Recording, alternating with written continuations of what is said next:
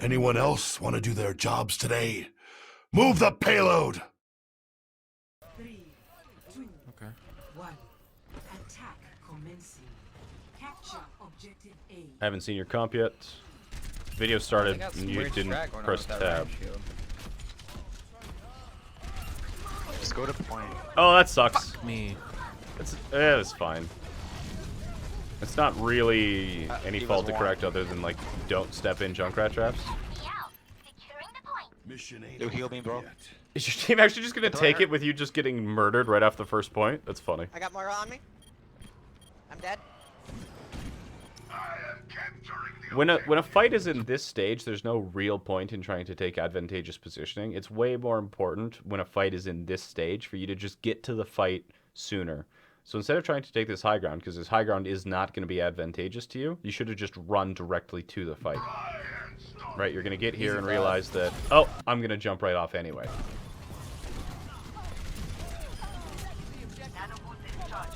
Easy. You already, like, oh, I thought you had an animal sperm. Like, what the hell's wrong with you?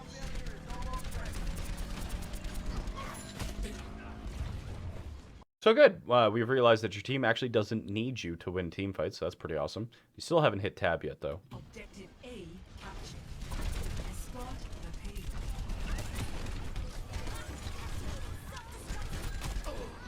They all went inside. So yeah, the first thing I'm noticing here is your trigger discipline, right? What's wrong with you? So if you are going to be full autoing, there's the kind of the difference between people who full auto and people who burst fire like this.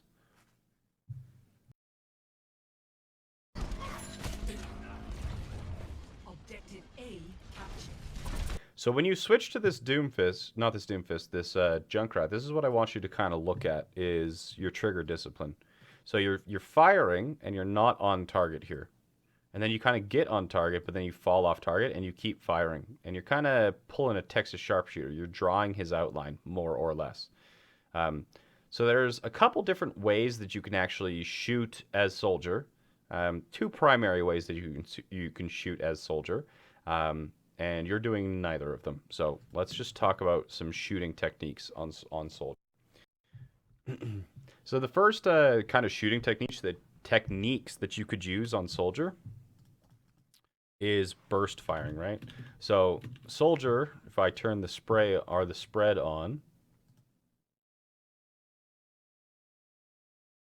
he has quite the... Oh, nope.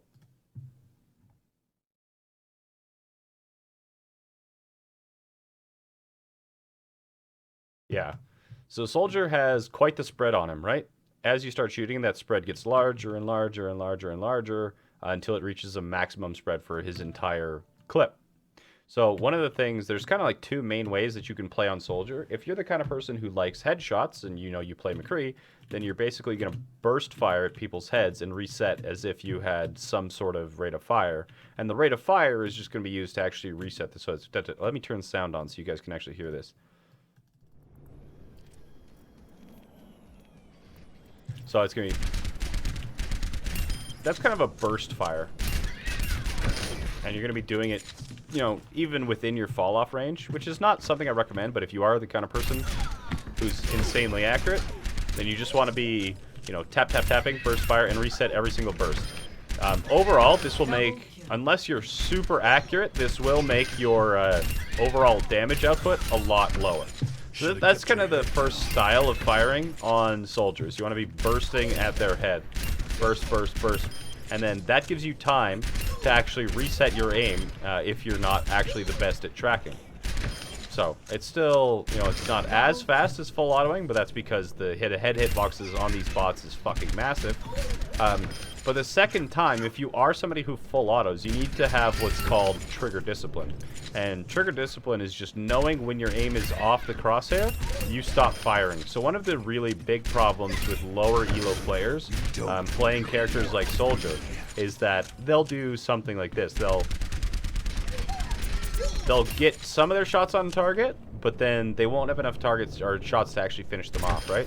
So they're going to be trying to constantly acquire their target, and they're going to be like dancing around the target, but no matter whether their cursor is on or off the target, they're pulling the trigger. So their aim looks like this. And you could kind of emulate this aim. If I just like quadruple my sensitivity, So my sensitivity is 4 times what it usually is. So if I'm trying to actually aim, well, I don't play by the rules anymore. okay. So now we're at a bronze player's sensitivity. So if I'm actually trying to track on the bot, you're going to see how I'm kind of moving all over the place, right? And even when I'm on or off the target, it's not really mattering because I'm not changing my fire. And this is a very common mistake for lower level players. What you want to be doing, if you are the kind of person who doesn't like to be doing accurate burst fire, is that you actually want to be spraying for as long as you can, but as soon as your crosshair falls off the target, you stop firing until you can get it back on. You got a lot to learn. So it sounds similar to burst firing, but it's different. What is like the difference between the two aiming styles is not the difference between the aiming style is just what causes me to stop firing. What causes me to stop firing is in the burst fire pattern, it's to reset the spread. But when you're doing a full auto, the only thing that actually stops me or forces me to reset is if my crosshair goes off the target. So if I'm a full autoer, I start at the head, go to the body, and then I just stay there. You know, and that's ideal. That's ideal situation, right? But if you are the kind of person who full autos, you have to be very cognizant that if your crosshair goes off the target, you need to stop shooting until you get it back on the target. That's really the two differences. So you, Supernova, look like the kind of person who is going to full auto. So if you are the person who full autos with a character like Tracer or Soldier, then you just need to force yourself to have trigger discipline, where if your crosshair goes off the target, you stop firing until you can get it back on. And the reason why that's so important is so that you reload less. That's pretty much it. Because if you run out of ammo and have to reload, reloads are a significant amount of time that you just want to avoid as much as possible. Is 48% accuracy on Soldier good? Yes. Winning games, of course, is better. So the only really stat that you should more or less care about is win rate. While you're there, can you show the fall-off range? Oh, you want to know like how far his fall-off range actually is? Yeah. You shouldn't care about accuracy stats, honestly. Because if the kind of soldier who is doing the burst firing stuff at the head is going to have a lot lower accuracy, but a higher crit percentage. But is it really going to make a difference? Accuracy doesn't win games, right? So, one of the way that I look at it is that I don't even look at my accuracy stats. I don't even know what they are. However, the thing that I try and focus on is that my accuracy stats are never good enough. So I'm always trying to get accurate, right? So that's basically what you should think of your accuracy percentage as is, 42% might be good, but why do I not have 43%? What do I need to change to get to 43%? So just never be satisfied with your own level of ability and constantly be forcing yourself to get better. So this is Tracer's fall-off range. This is McCree's fall-off range. And this is Soldier's fall-off range. So at this distance right here-ish, you're still doing max damage on Soldier. Okay? So this is where your fall-off range starts, and then your fall-off range ends here? Like 55 meters is his max fall-off range. Yeah, so this is 40 meters. So fall off on Soldier starts at 33 and ends at 55. So fall off starts here. This is like past this is where he's going to start doing reduced damage. Then his damage is going to be reduced as it goes past like 40, and then it's like 55. So in here is somewhere his max fall off range. So this is where he's doing his minimum amount of damage. Oop. So yeah, that's his fall off ranges. I was playing Widow Headshot, and this bronze Mercy main who pulled off a 720 while in scoped mode. I was specking them, and they went 1 to 38. And they went 138. Oh, that's funny. How do I find my mouse DPI? Look for a driver like... So, if your mouse has... So, my mouse has a button like this. That's a DPI switch. Do I have my Death Adder? Has a DPI switch right here. Some people have buttons on the bottom of their mice. Some are color-coded. But honestly, if you don't have a driver for your mouse, just look up your user manual for your mouse online. Just search like Razer Death Adder user manual or something. You'll be able to Google it if you don't have a driver. When is the best time to flank and when to stay behind the enemy team? Stay behind the enemy team if you're between team fights and you can't regroup. Especially if you're a flanker who can't be killed, it's no problem. And the best time to flank is when the front line is being pressured and they can't heal for their back line. I get 50 AC and 14% crit on McCree. That's nuts. You have 14 crit? That's insane. Hey, Apothecary.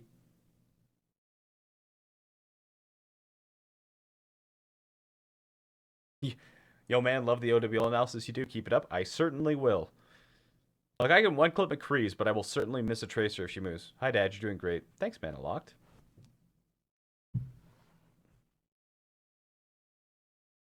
I missed the accuracy talk, and that's one of my biggest problems. The VODs are available. Just click that video tab. Okay. So yeah, knowing what I just taught you, let's look at that same clip and see basically your burst firing problem.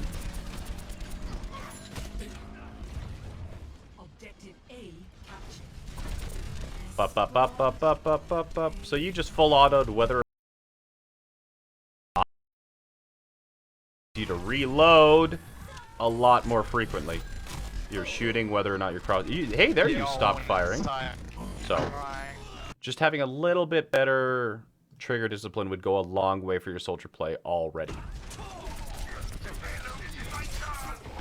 No, you're screwed. You got. I don't know why you came with me, soldier. Jesus Christ.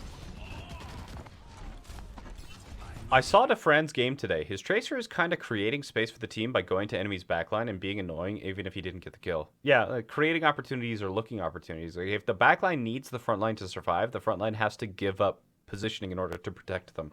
I have a wireless and it has the 2 arrows, but I changed it and I don't know what it is now. Just search up the brand of mouse you have online, but it's the best suggestion I can give you. How would you tell someone to practice Zen like Jonak? Holy smokes. So Jonak plays Zenyatta an entirely different style than pretty much anyone else. So Jonak he's not flank Yata. He kind of operates like a DPS and way less like a healer. So he has some of the worst healing stats in the league, but by far the highest damage stats. And he doesn't flank Yata like people like Sleepy do, or at least Sleepy does in ranked. And he doesn't play safe like Bedosin and people do. But what he does is he's basically acting like half a DPS, half a support, and he's playing with his tanks. So there is no backline really to be dove. And he just gets away with that because he has such high damage and whatnot. So it's really hard to practice. But basically, you have to have impeccable aim. And at this point, Jonak's ridiculous aim at some point compensates for his horrendous positioning. Like, if you look at all of the clips where Jonak just absolutely frags out of his skull, if he had missed pretty much any of those shots, he would have instantly died. And if you watch his stream, when he is playing Zenyatta or Ana, and the times where he does miss his shots, he does die because he's in extremely aggressive positioning. It does happen. So, yeah, first and foremost, practice your aim, really. Jonak's insane. Do you agree that flankers like Tracer can work as a space maker? Absolutely everyone can make space. They just do it in different ways. The Beard All. Hey, Jayne. I found Jayne through the Reddit thread the other day. I'm honestly blown away by your analysis. Keep up the good work, man. I certainly will do. Does this apply to Orisa as well? Orisa less so because she's projectile and just constantly firing and whatnot will still zone an area or spam just in general. So I wouldn't do trigger discipline with Orisa, no. No, with projectiles, trigger discipline doesn't really apply to projectiles. The whole team plays around Jonak because he has so much frag potential. Yeah, all of New York builds around Jonak to kind of like play 2.5 DPS, 1.5 support. There was an article about this recently. Yeah, his aim overall is insane, right? So the story is basically that Jaehong is Jonak's idol, So he copied Jayhong's sensitivity. So he's also running like the 1600 EDPI or something like that. So I guess if you really, really, really want to get good at Zenyatta and Ana, then you need a sensitivity of under 2000 DDPI, which is nuts, but whatever. Yeah.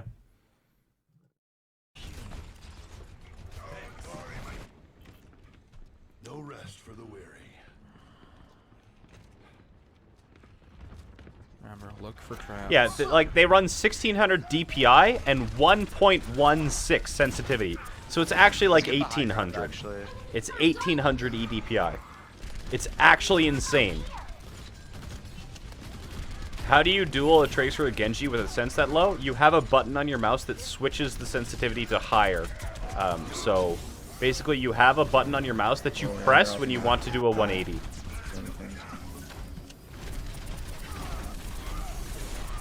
I can actually demonstrate this. So it works in the same way as a dual zone controller, right? Right?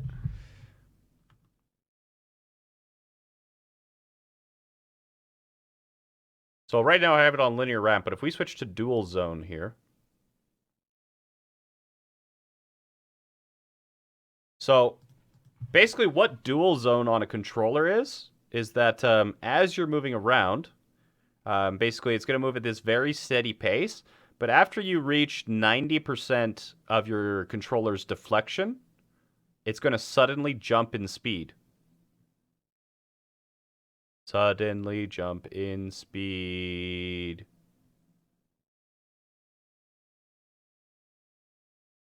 There. So I was slowly increasing up to the maximum, but then at some point it crosses a threshold and it goes way faster. Slow, fast, slow, fast. So this is how a controller does it. This is how controllers get away with it. It's the same kind of technique, right? Is that if you have like 0 to 90% of the actual deflection on a controller is within the primary zone. But if you deflect a controller's analog stick between 90 and 100% of the way, it actually gives a dramatically faster movement. So this is how controller players basically turn around, is that they have this, this really large area that they can use for aiming, but then they have two basically modes for turning around. They have the mode to actually look at things, and then if you want to turn around, you just do a full deflection and it moves it a lot faster. So it's the same sort of idea how you play with 2000 DDPI, is that you have a button that you press, which dramatically increases your EDPI, and you use that to actually turn around. But you don't turn around on 2000 EDPI. You aim with 2000 EDPI, and then you use your DPI switch in order to actually to turn around when you aren't actively aiming at something. So it is a lot harder, but it's possible. Console aiming. Damn it. Damn it. Damn it.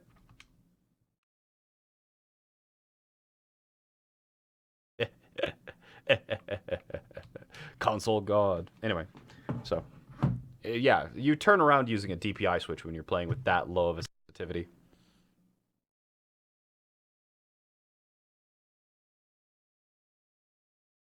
Both use a DPI switch, yes. They both do. I don't know what their DPI switch moves it to either, but I know Jonak and Jayhong both use DPI switches. I'm left-handed but use my mouse with my right hand. Should I try to switch hands or keep using it the way I'm more used to? That is 100% personal preference, my dude.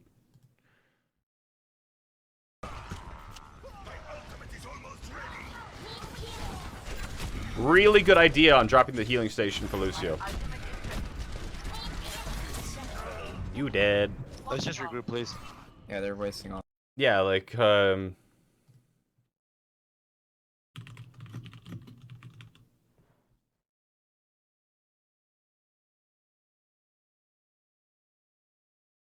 Jonak. What does Jonak use?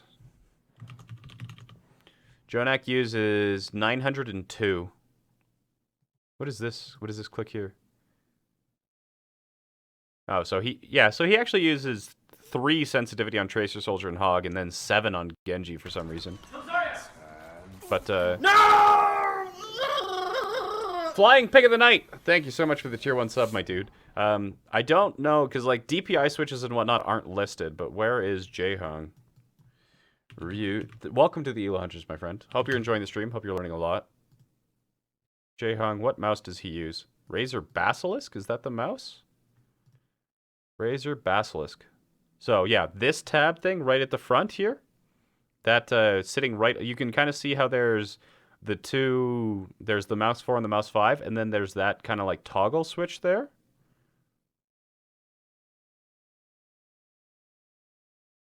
Yeah, that thing right there.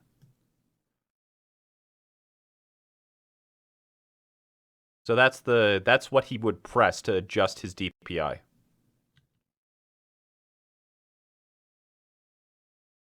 The 903, I think the Logitech, I think the 903 has one too. Oh, maybe not. Anyway, most on a lot of the old sniper mice, like the mice that were originally used for sniping, the DPI switch was normally located here. Like the Rat.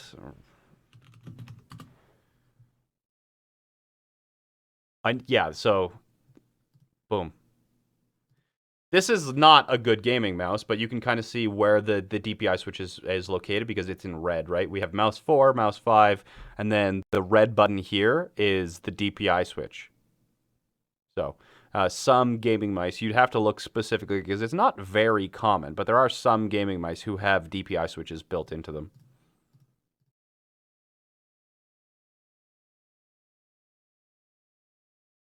Yeah, Razer Basilisk is the one that Jayne uses. Why does it feel like the dev team is so bad at balancing the game? I don't think they're bad at balancing the game. I think they're just way too slow. We gotta go back. Yeah, Razer Basilisk is what the what Jayne uses. We just mentioned that. Which mouse does Jonak use? I don't know. Somebody can look it up. What mouse Jonak uses?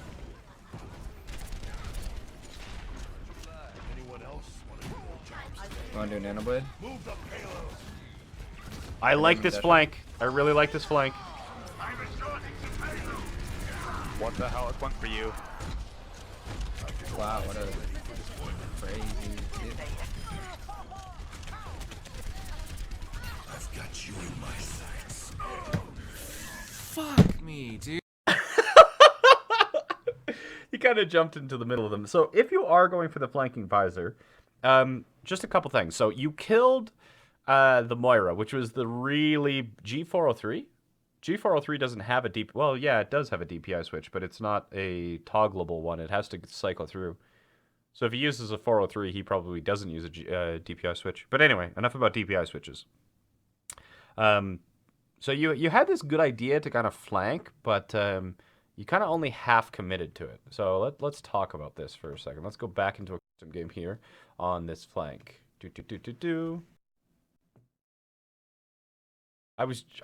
What?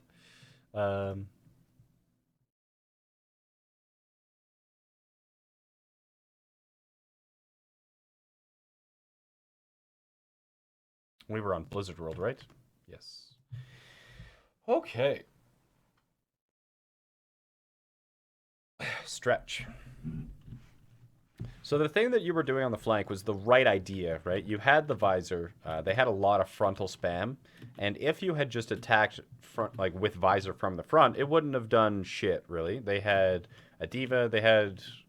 I don't remember what their second tank is, but they also had a Junkrat and a Kree, right? So if you were to visor from here, it's very easy for the enemy to take cover. So if you're trying to visor from this location, it's terrible, right? The opponent goes, oh god, he's visoring, and just goes, oh, okay, I'm safe. Or, oh, okay, I'm safe. Or, oh, okay, I'm safe. So it's really easy for people to zone out visor. So I liked the idea of the flank. You came up here, and then you ended up in this location here, and you killed the Moira with a Helix, right? That was pretty good. And then they have this D.Va here, and the D.Va was trying to defense matrix to save the Moira. So at this point, you had a couple options. You have to remember that Soldier's tactical visor is 6 seconds in duration, right? And even if D.Va has all of her defense matrix, she only has it for 2 seconds. So basically, as soon as you killed that Moira, what I would have done was popped tac. I would have popped tactical visor right there. Because the D.Va, I saw her using defense matrix, so it's likely that she only has about half a second or 2 seconds of defense matrix left. So a shitty D.Va, basically, if you'd pop your healing station, you'd pop tactical visor, and the D.Va is going to run at you. Okay, the D.Va is going to run at you, and you should be able to just break her out of mech like that. And then the second thing. So first, don't be worried about the D.Va if you've seen her using a lot of defense matrix, because you have way more time on visor than D.Va has time on defense matrix. But the other second thing that I didn't like about your visor is that you didn't flank hard enough. And this is something that lower soldiers kind of struggle with, is that when you tell them to flank and do things, they go on the first available flank. But this position is just as safe as this position, right? This position is probably even safer. Now I have 2 routes of retreat. I can retreat left, I can retreat right. Whereas if I'm holding here, I only have 1 possible route of retreat. It's back here. So this position was okay, but again, they could hide there, they could walk around the corner, they could go in the building. But if I'm here and I flank and I visor from here, I'm getting the guys who are frontlining. They can't hide. If they go there, I visor. If I go there, I zone them out, and my team can kill them. So flanking even harder would have been a much better bet. And then, of course, the last thing you want to be doing, if you did do something like this, is that this is, and I don't know why this is a thing, but a lot of soldier players will get on the high ground, they'll get on the flank, they'll like pop visor, and then they'll give up high ground to chase, which is exactly what you did, right? But there's no reason for you to give up the high ground at all.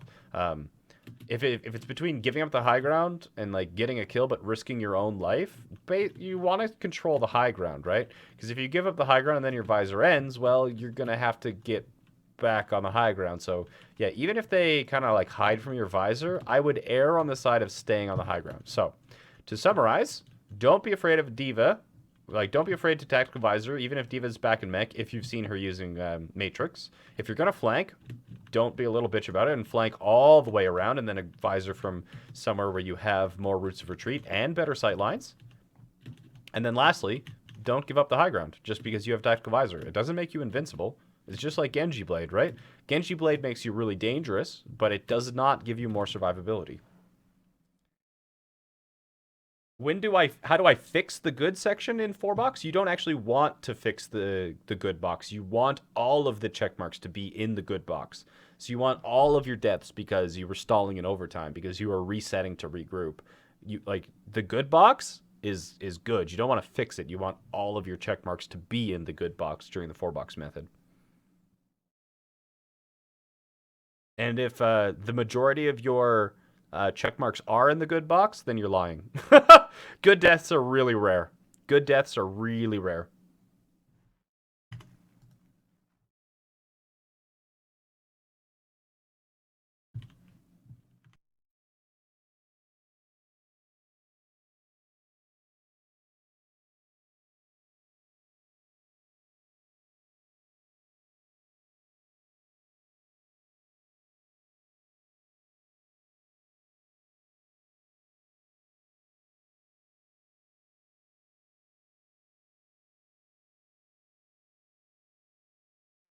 Positioning. The easiest, simplest positioning in the DPS class? That is a good question. Junkrat.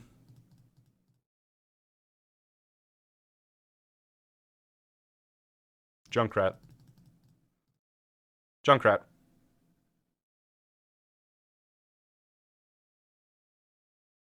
So Junkrat has no. Yeah, it's easiest to, like, the character that cares least about his positioning is Junkrat. Like, Doomfist needs to be high ground, Genji has to flank or play tactician, McCree has to either, like, protect supports, play with tanks to support the frontline pressure, or flank if he needs to clutch. Pharah's got her own bucket of issues. Reaper has to know when to flank to actually close the distance. Soldier has to control the high ground, move around, know when to sprint and take position, or just get to the fight faster. Sombra has to rotate between health packs and high ground and positions where she can surprise people with hacks. Tracer is insanely hard to position, not just in the fight, but getting to the fight and flanking. Bastion, like, unless you're playing with a team. So Bastion, I'm just going to ignore because he's Bastion. Hanzo is a flanker, as well as, like, using the high ground and the wall climbs in order to get angles. Junkrat, it's pretty much W until you find a choke, then M1. Mei, you either kind of have to surprise people with walls and blizzards, support your healers, or, you know, cut people off at choke points. So positioning, especially with the walls, important on Mei. Torb, setting up the turret where it can be effective but not shot before the fight. And then Widowmaker, finding the angles where you can shoot people but people can't shoot you.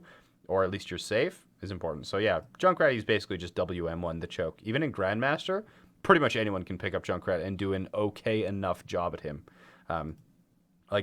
So if you're like a Mercy, Moira, Diva player and you're in Grandmaster and you need to play DPS, Junkrat is the easiest one to kind of still like not be dead weight, because you just like, you know, tunk, tunk, tunk, fire in the hole. Like, skilled Junkrats can take that quite a bit higher, but like the skill required to get the bare minimum out of Junkrat is really low, positioning included. Have you heard of the Final Mouse Ultralight? I've been trying to resist buying it.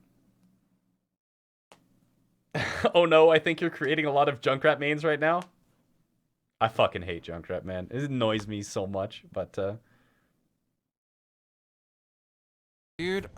Oh, sorry, low skill floor. Low, not high skill floor, low skill floor. So, low skill required to get a high amount of effectiveness out of Junkrat. No! Rojin Grop. I can't pronounce that, but thank you so much for the prime sub, my dude. I appreciate it. Appreciate it so much. Jake cosplay? Man, if Houston wants to build their compositions around Junkrat, somebody had to play him. I ain't gonna bad talk my man Jake. I'm a 5 HP Zen. If I'm a 5 HP Zen on Horizon Defense A and I ask my Moira for healing and I get killed by a Junk who's basically at spawn just spamming M1 before I get healed up, is that good or positioning? Because there's no way... Squid. Come on, Squid.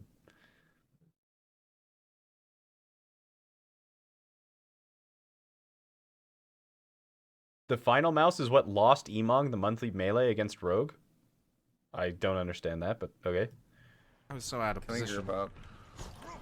I don't know who I sucked. I think I sucked the Rhine. Yep. The war goes on. Why didn't you just use a health pack, Squid? Jesus. It's a positioning error. I'm not staying on there. I need to stay on there. I just need to shoot people.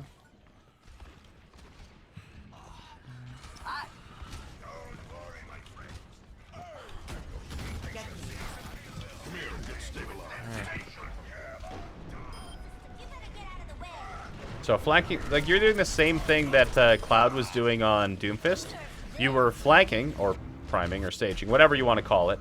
But you were doing it from the low ground until you decided to finally rotate there. A little bit of trigger discipline. You have an Ana. You didn't have to use your healing station there. Healing station is on a very long cooldown, right? It's 15 seconds after it's activated. So especially when you have an Ana, just like ask for it on comms. Is that a Nano Moira? What the fuck? You're dead. There's no way you kill a Nano Moira. There's no way.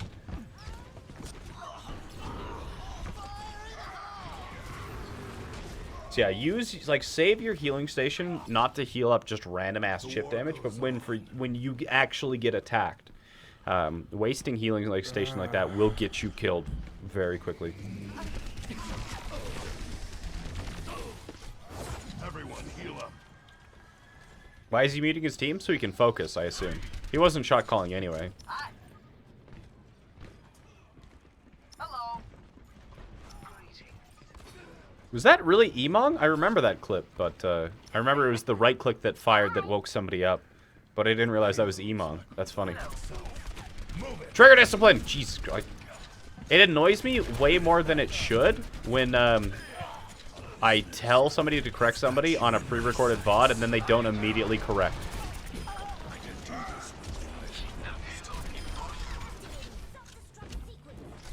Ah, you're wasting healing station again, bud. Right? So now you've lost a serious amount of effectiveness out of that healing station. You barely survived, right? That healing station was useless for a good couple of seconds, and then the D.Va attacked you, and then while she was still attacking you, your healing station ran out of juice. Nice kill. Your aim needs work. It's not that your aim needs work, right? You just need to realize when your aim is not on target. Herder, I'm a Junkrat. Have a concussion mind.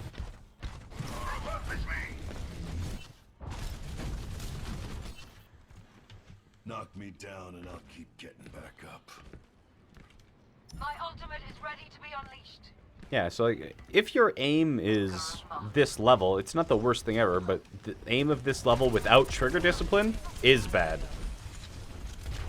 And it doesn't even seem like your helixes are good. Your helixes have been really on point. That D.Va has another bomb? What the hell? She just had one. Nice flank.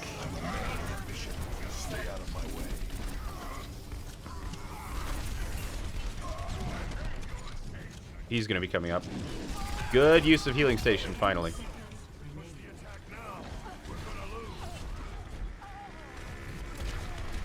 You're dead. Oh, wow. Healing station. Nice. Good as, you know, you had a D.Va on you. It was overtime. There wasn't really any other option.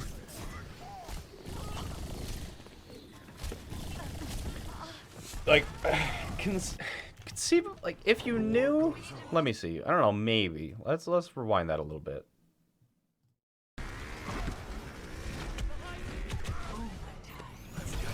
Yeah, so you activated before you knew the D.Va was on you, which is fine, right? At this point, you fought off the D.Va. If you did know that the D.Va was going to be the one you were 1v1ing, it's best to stay out of tactical visor during certain situations. If you're fighting a tank in close quarters, no need to tactical visor. If you're shooting or comboing into a grav, no need to tactical visor, because tac visor cannot headshot, right? It can't headshot.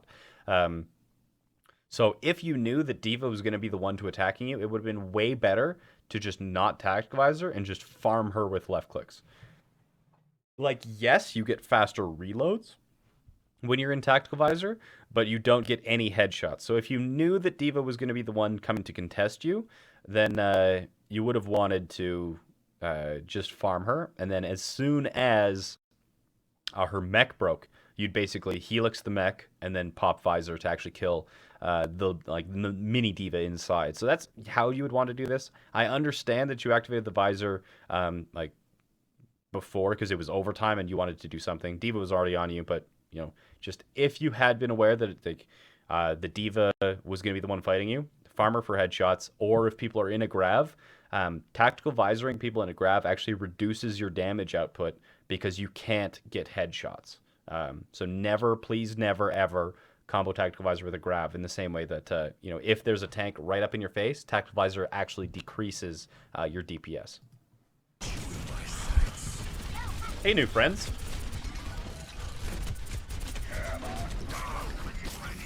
Oh, the Ana double tapped you. That sucks. Still a boss. No! Nagueen, thank you so much for the Prime sub, my dude. I appreciate it. Welcome to the Hunters. Hope you're enjoying the stream. Hope you're learning a lot. Hey, Jayne, I asked a friend who works at Best Buy and looked at some forums, and it seems the default DPI for most laser gaming mice is 800. Can you confirm? Yes, 800 is normally default. And also, is it a big deal to swap from 400 to 10 to 805 in order to avoid pixel skipping? I used to play on 200 DPI, and pixel skipping didn't affect me. Pixel skipping is not a thing that you need to concern yourself with unless your DPI is like 50,000. Okay? Wait, are notifications back on? Hi, Hops. You guys are assholes. I'm going to turn notifications off while I'm doing reviews. Yeah, I used to play on 200 DPI, and the reason I played on 200 DPI is so that when I was on my desktop and like going through Word or Windows Explorer or anything like that, I was on 200 DPI so that I could learn to arm aim while just using my computer in everyday regular situations. So that's why I used 200 DPI. So like 200 DPI, it was very slightly noticeable, but it never actually affected my aim. So no, don't be worried about pixel skipping. There's quite a few pros who use 400 DPI, and it doesn't affect them. So pixel skipping is not an issue to worry about. Show him the animation cancel? I'm assuming no. Am I allowed to ask question? Yes, absolutely, Keldar. Unless it's about Subway.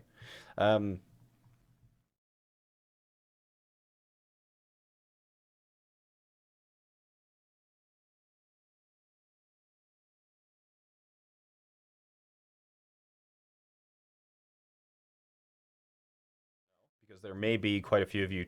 I wasn't going to share this, but I realized that we actually do have 400 people in chat, and there's got to be at least one person in chat who doesn't know this. So at the higher levels, like most people, like Pharah is famous for basically pressing Q to respawn. But if you press Q as Soldier in the higher ranks, you're basically going to die instantly. So one of the like major rules of using Tactical Visor in the higher elos is that you never want to activate Visor without dropping your healing station. So, right, see if I'm just shooting and I activate my healing station, you'll see that it actually has a delay. Like, it has an animation. So, fire, fire, fire. You heard that delay? My left click was held down the entire time. And it stops you from shooting, right? It stops you from shooting while you place your actual healing station down. Actually, let me do something so I can actually really demonstrate this. Heroes, General. Spawn with ultimate ready, 500% ult charge. Perfect.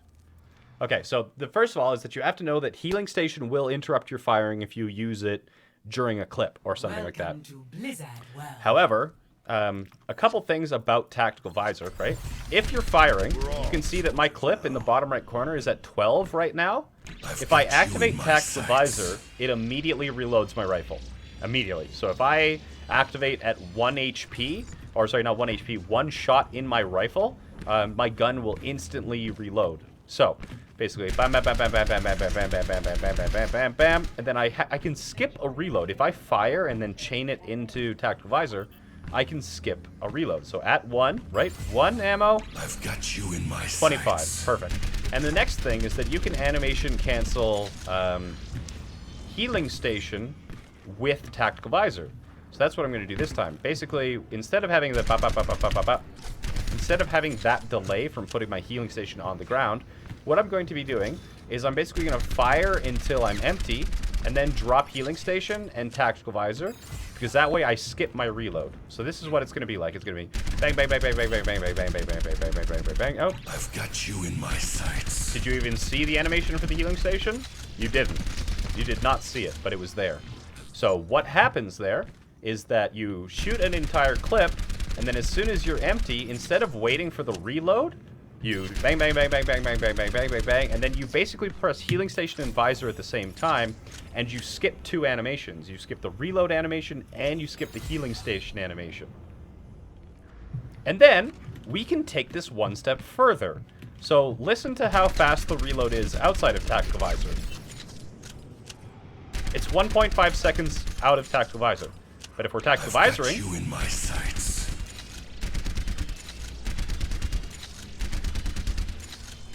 Do you see how fast that is? It's a 0.5 second reload in Tactical Visor. Okay, so if we put this all together, there's 3 animation cancels. So what you want to be using the last 0.5 seconds of your Tactical Visor to get that final increased reload in there. So Tactical Visor actually has 3 animation cancels that you need to pull off successfully. So bang, bang, bang, bang, bang, bang, bang, bang, bang, bang, bang, bang, bang, bang, bang, bang, bang, bang, bang, boom. Got you in my Bang, bang, bang, bang, bang, bang, bang, bang, bang, bang, bang, bang, bang, bang, bang, bang, bang, bang, bang. So I'm at 1 bullet, and then I use the last second to reload. So as soon as I end visor, I've got a brand new clip. 0.75 or 0.5? I don't actually remember which one it is. It may be cut in half. It's either 0.75 seconds or 0.5 seconds. Don't remember which. Either way, it's an absolutely massive advantage. So, to summarize, Go on the flank. Go on the flank as soldier. Be on the flank as soldier. Shoot a clip. Cancel into tactical visor. Bang, bang, bang, bang, bang, bang, bang, bang, bang, bang, bang, bang. Bang, bang, bang, bang, bang, bang, bang, bang, bang, bang, bang, bang, bang. Reload cancel. Bang, bang, bang, bang, bang, bang, bang, bang, bang, bang, bang, bang. There you go. There's the 3 animation cancels and the full, proper way to use your ultimate as soldier. I hope somebody in chat didn't know that and is now edumacated. Welcome, shopper, to the Nexus experience.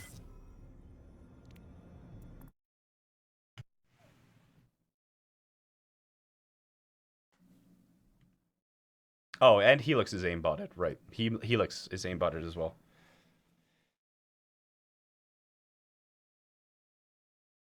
Is edumacated. Yes! Education. Learn me a book. Select your hero. I am smartified.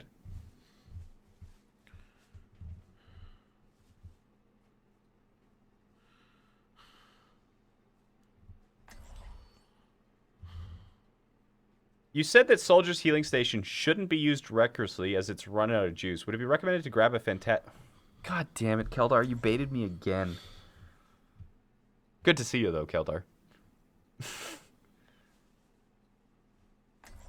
Yes, Helix is aimed, but it doesn't, like, curve after targets or anything. It's just, it fires center of mass at a target. Fucking Keldar. Keldar always puts seemingly, like, legitimate questions in chat.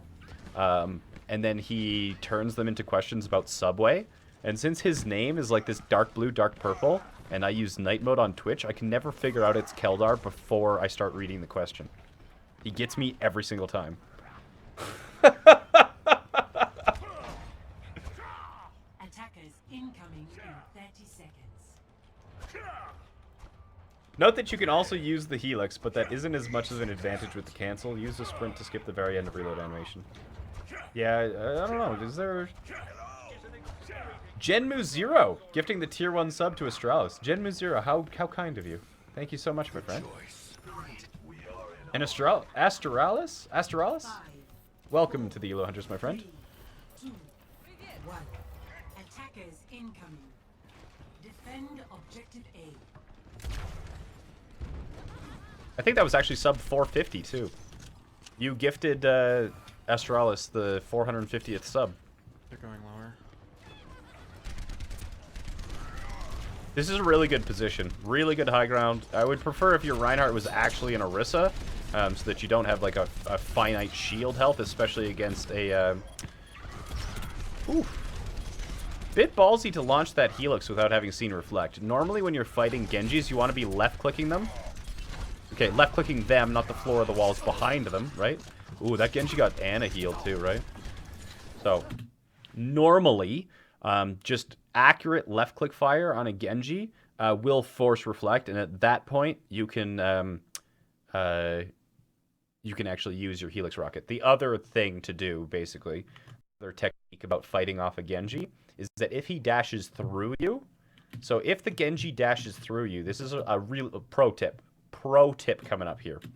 So if the Genji is here, basically, and he dashes through you, one of the things you can do is spin 180 and then Helix melee. So Helix, if you kind of like Helix jump melee back, the knockback of the Helix rocket will damage him. You might be able to get the melee just for good measure. But the big thing is that the Helix is going to land between the two of you, so it's going to knock him back and you, what was, forward, so that it increases the separation between the two of you, and he can't land his combo. So, pro tip, if a Genji ever dashes through you, I accidentally pressed my ult, but if you Helix rocket the ground in melee, the knockback will separate you two so that he can't pull off his combo. It'll retain your separation so that you can kill him. So, that is boop, just like that, if the Genji dashes through you.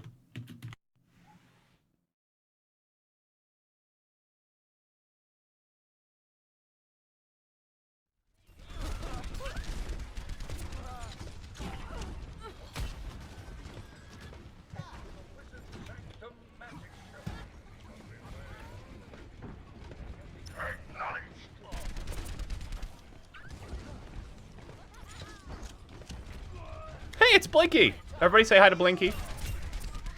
Blinky's awesome. He's a support streamer. Does really good job. He's educational as well. He really does. He goes into MS Paint quite frequently and discusses. So if you like this sort of educational content and you're a support player, Blinky, the dude with the purple checkmark in chat, he's a really good one to follow.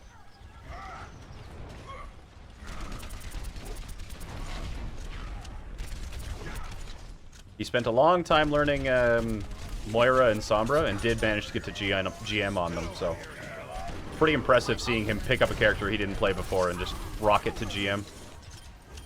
Also happened to make Effect Rage Quit in the process. Fuck me!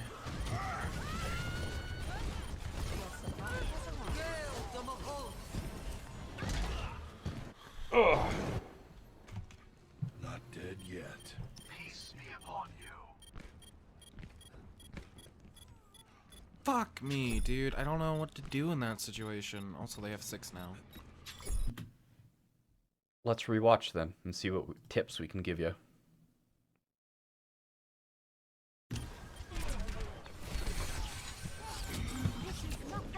So the Genji already got on top of you, so we need to go farther back to see where the problem started.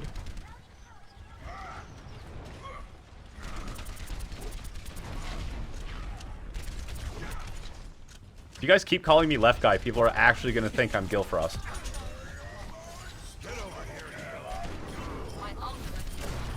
Okay, so this is right where the issue happened, is that a Genji is strongest when he has cooldown. So you can think of this as power levels, right? So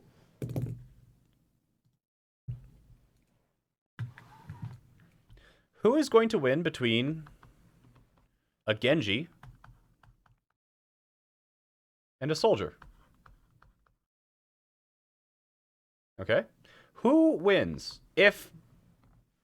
So we'll consider 1, reflect, 2, dash, 1, healing, 2, helix. Okay, so if both Genji and Soldier have both of their cooldowns, it's basically a skill-based matchup, right? So Genji is going to try his best to not use dash to close the gap on Soldier, so that he can use his dash in order to actually, finish off his combo, because there's some animation cancels that actually go with dash. And reflect is going to be primarily with helix here. So his reflect is the counterplay to your helix, but his reflect is also his survivability and can be part of his finishing combo. So these two are kind of like finishing moves, the helix and the reflect here.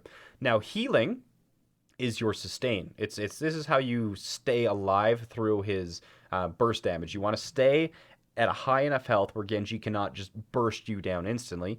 And so this is how you prevent getting bursted, and this is how he bursts you. Okay? So this is the relationship between these cooldowns. So if both characters, Genji and Soldier, have both of their cooldowns, it's a pretty even matchup. But Genji, in the video, used his reflect, right? You left-clicked him, so he no longer has reflect. And you had used your healing here. Now, the big thing is that you used a reflect, so you could have pursued that and used your helix on him, right? So he used reflect and then backed off, and instead of continuously pressuring that Genji, because he didn't really escape, he just hit around the wall, you used healing. So the win condition for you against Genji basically became your helix. But instead, since you ignored the Genji, he came back with dash and killed you. So what went wrong here is that you had the advantage on Genji because you forced reflect, you had healing station out, and you killed him. But then instead of actually pursuing the kill, you let him stabilize, get the mini health back. You decided to randomly pressure a Reinhardt. He came back, used his win condition to kill you, and you didn't actually get the helix off on him in order to actually kill him. Like, your helix, I think, was at like a 2-second cooldown or something in this fight. But the big problem is that you had gained the advantage on the Genji, but you kind of just let him run away, and then he came back on his terms and used his win condition on you. So let's take a look at that again. So it's right, it's in like 5 seconds after this clip. So you're just up here, left clicking, bang, bang, ba bang, ba bang, ba bang, bang, bang.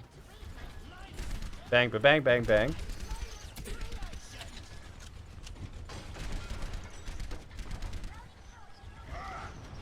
So the Reinhardt charges in. So I think you helix here. Yeah, you helix there. And then the Genji is here. And you're taking chip damage, so Reflect goes out, so you helix. This is fine, and you've got your helix coming up in like 2 seconds here. So, but look what happens right after this.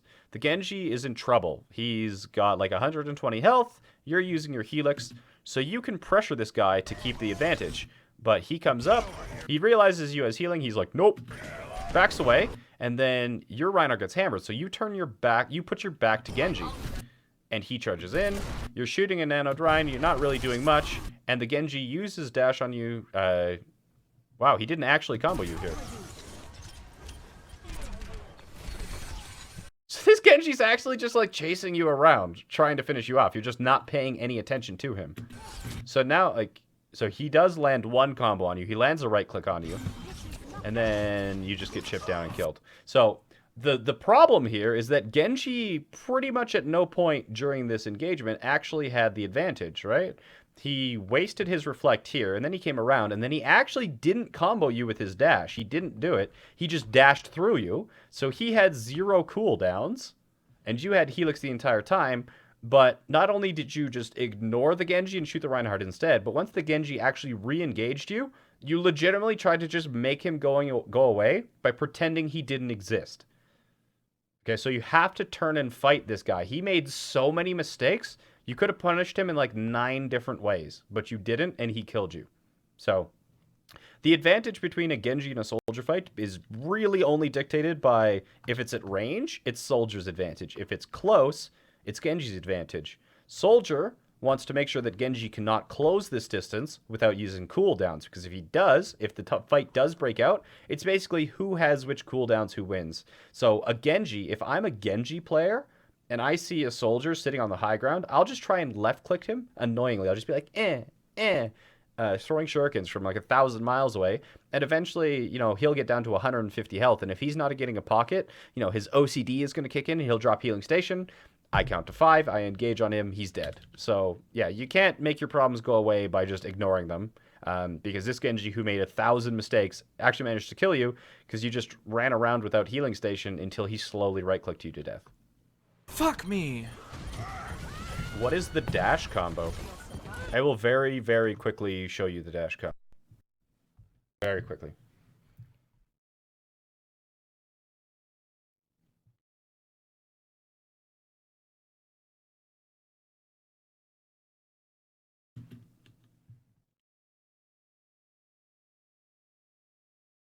So the dash combo is pretty simple. Hello, Blizzworld? You okay? The dash combo is super simple. Basically, after a Swift Strike, you can like spin 180 with the right click, or you can right click melee.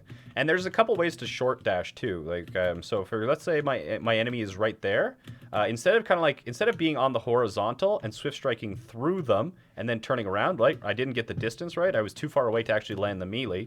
The dash combo is going to be where you double jump and then you actually Swift strike at them.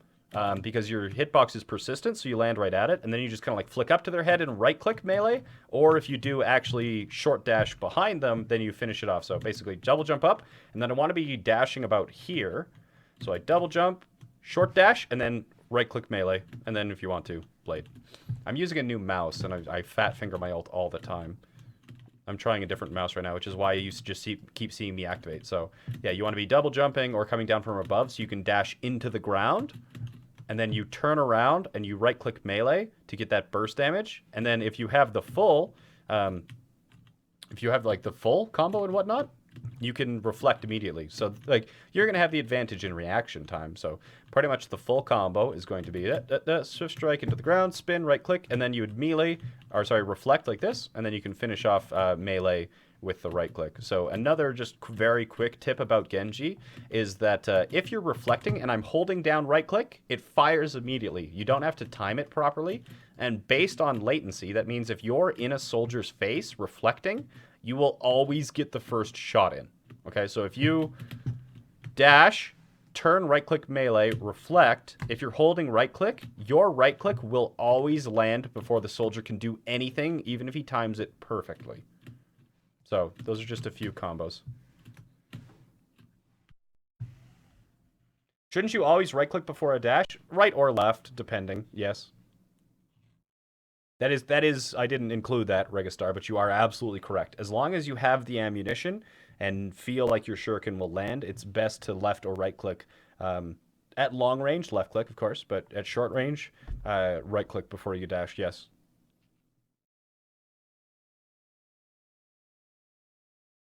Can you dash to ground without jumping? Yes, but the aiming it is a lot harder. It's a lot harder to do standing on the ground.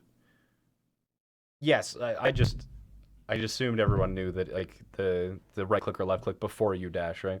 So this is me assuming things again. Thank you for calling me out on it, chat. So one of the important things is that basically you always want to be weaving in right clicks and left clicks between all of your shit. But the big thing is that if you if you left click somebody and then right click to dash through them, it doesn't actually matter whether it was the shuriken or the dash that killed them. Either will reset your cooldown. So if a target's low and you can just be like that to dash through them, it doesn't matter if the shuriken or the dash killed them.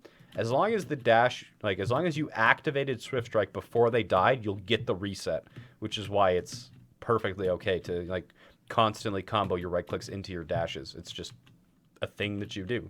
So yeah, like, the entire full combo is gonna be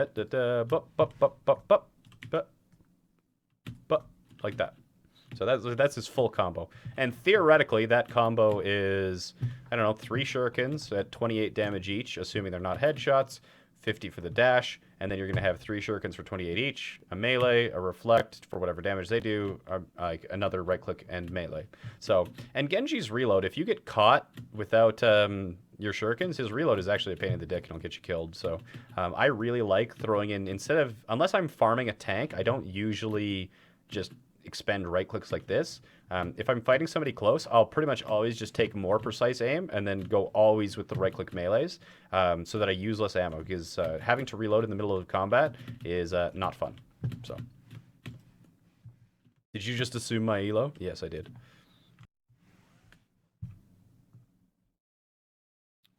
Yeah, sometimes I assume things are obvious, but I appreciate it when chat calls me out on it.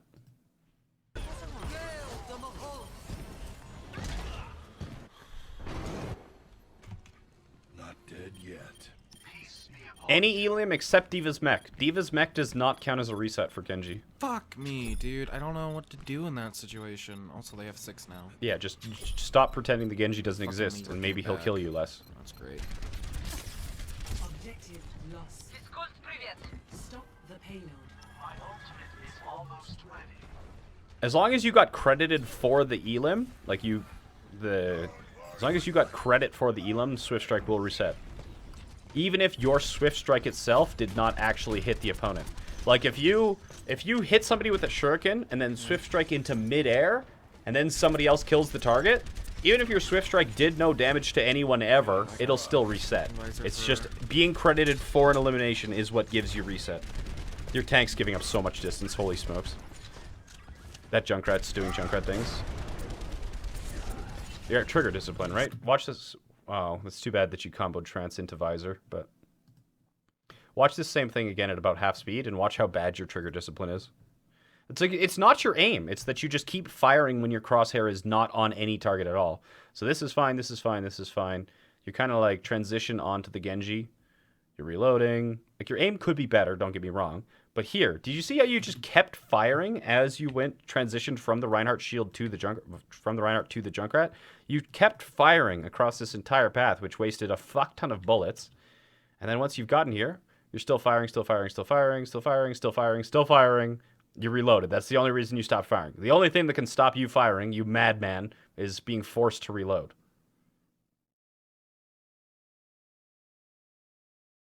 And then that's just too bad that you comboed Visor with tack.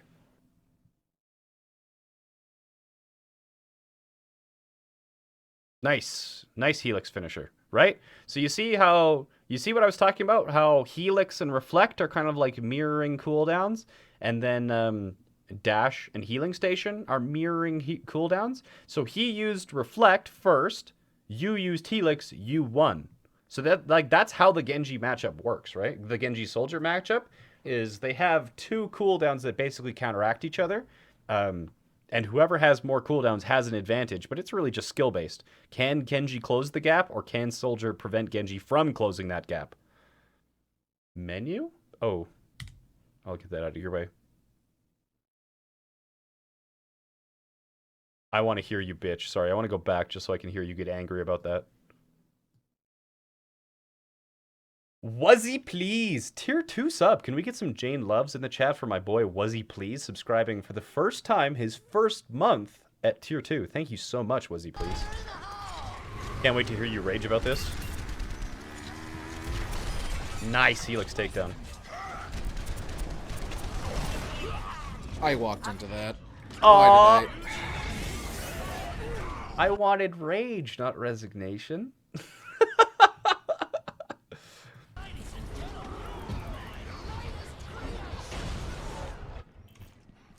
The war goes on.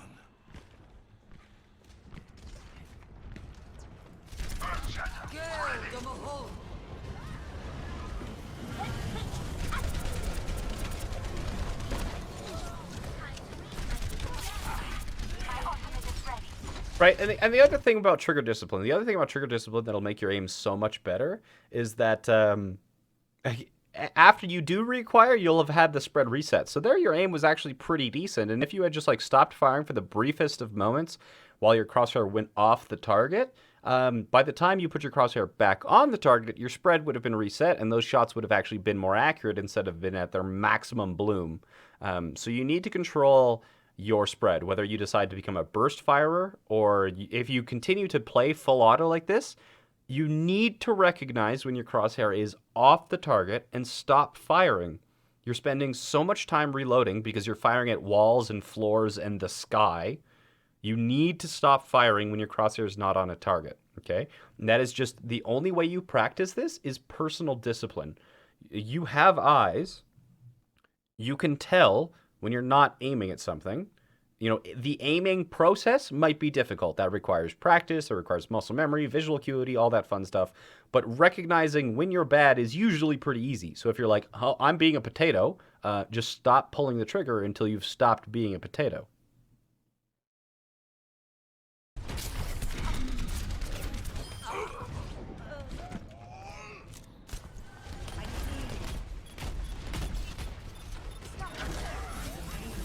There's no way your Mercy survives that. Mercy. Fucking idiot.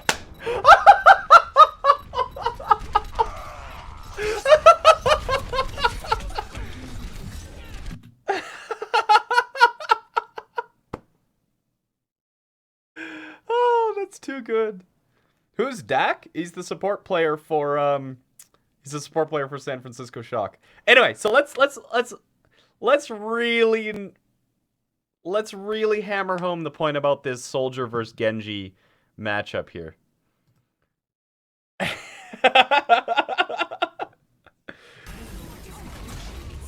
Mercy. Okay, so watch what this Genji does, right? Remember that Swift Strike shouldn't be used to close the distance. It should be used as the finishing combo. Okay, so here... Swift Strike happened. What is our reaction, chat? He used Swift Strike. We use... He used Swift Strike, so we use... Gotta wait for the fucking stream delay. E. Yes, we do. We use E. What we don't use is Helix. Because if we switch heroes... Healing, yes. However, instead of using healing, we used Helix. So now that we've used Helix, he can basically use Reflect at his own leisure. We just eat a shit ton of that, and that will allow him to get into one of his combos. Or run away. So he actually decided to use Reflect and not chain it into a combo, which you were really fortunate, but yeah, so if he uses Swift Strike, you just pop Healing Station, and then you want to just left-click him accurately until it forces out Reflect, and as soon as Reflect is done, you would actually just, boom, kill him with the Helix itself. Yeah, like the main thing, especially like if Genjis are going for those really high range combos, like unless they're doing the short dash, and that wasn't a short dash, that wasn't one of the ones where you'd kind of like turn 180 the ground or whatnot. He dashed quite significantly through you, right? Boom, right. See how far away he is? It's not a time when you can right click him, because if you do, like, turn around, here he's going to have enough time to right-click you and then pop his Reflect. Like, if he's expecting... This is something that you do against a McCree, is that if you dash through him, you'd turn around, you'd right-click, you'd pop Reflect, kind of just to... If he reactionary flashes, he gets himself flashed, and otherwise he needs to basically wait before he can do anything, unless he can flash around your hitbox. You miss your Helix anyway. You do left-click, but you eat quite a bit of damage. Finally, you your Healing Station, and then he decides not to combo Reflect into a not to chain Reflect into a combo. You almost kill him, but he gets away. So yeah, learn your matchups a little bit better. Like if Genji is giving you trouble, and I can't recommend this enough, right? If Genji is giving you trouble, instead of like bashing your head in trying to figure out how as Soldier you can counter Genji, just play Genji in deathmatch or something to figure out what Genji is good with or bad against or whatnot. So if you're ever trying to figure out what counters a hero, or if you feel like a hero is overpowered, I cannot recommend enough taking the hero that you think is overpowered or you struggle to counter into like a custom game or a deathmatch or something like that, and play him for a while to kind of see where he's strong and where he's weak to get a better idea of how to counter him. And here the Genji has Swift Striked after you again.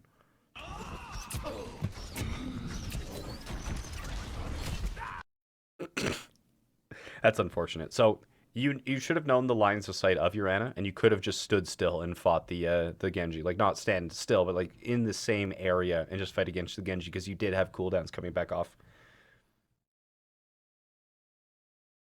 Is there a good place to look at to learn matchups, like a video or something? Karq's videos are pretty good. Search Karq on YouTube, and he has like one tip against every hero. He doesn't have the full heroes complete yet, but definitely check out Karq's videos.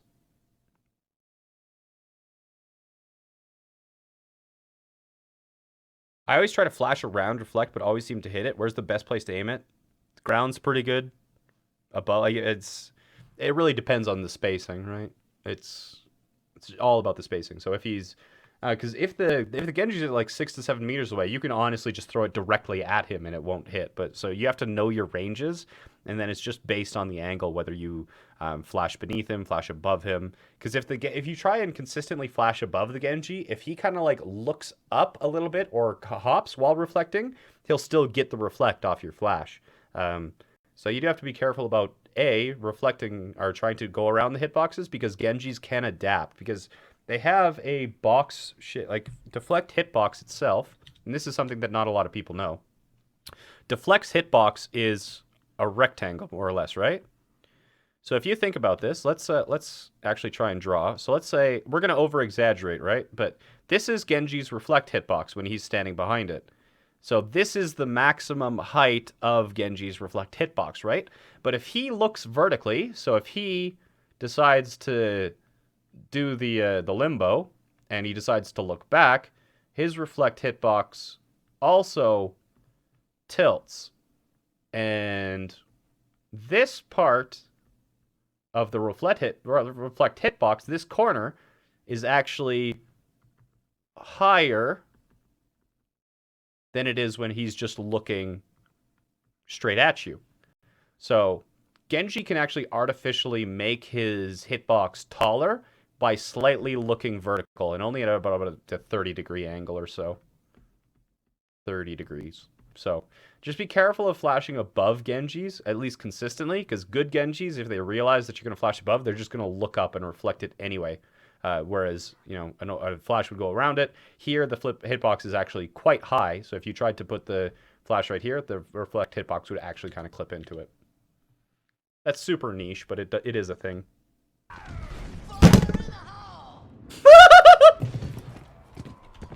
I am injured.